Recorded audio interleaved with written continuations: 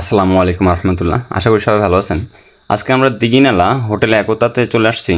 এখানে আমরা মূলত একটা 4.5 কিলোওয়াটের একটা আইপিএস হাইব্রিড আইপিএস ফিটিং করছিলাম। তো আজকে আসছি এখানে 6টা পানি ব্যাটারি দিয়ে, টমটমের ব্যাটারি দিয়ে আগে ফিটিং করা ছিল।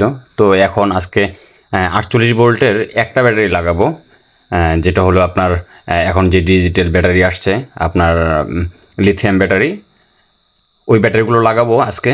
এটা একটা চায়না ব্যাটারি, অনেক ভালো। আর আইপিএসটা দেখেন, মানে হাইব্রিড সোলার যে ইনভার্টারটা, এটা দেখেন কি অবস্থা, ময়লা জমে আছে। তো অনেক দিন যাবত এটা পরিষ্কার করা হয় না। তো আজকে আমরা আসছি, এই যে মূলত ব্যাটারি লাগানো শেষ। তো আগে দেখেন কতগুলো ব্যাটারি ছিল, এখন কয়টা ব্যাটারি। আমরা ফিটিং করা কমপ্লিট করলাম। এখন আমরা লাইন চালু করে দেখব ব্যাটারি চার্জ কত পার্সেন্ট আছে। এই যে এখন 28% চার্জ আছে। তো এখন আমরা লাইন চালু করব, লাইন চালু করে দেখব। আল্লাহর রহমতে সব ঠিক আছে।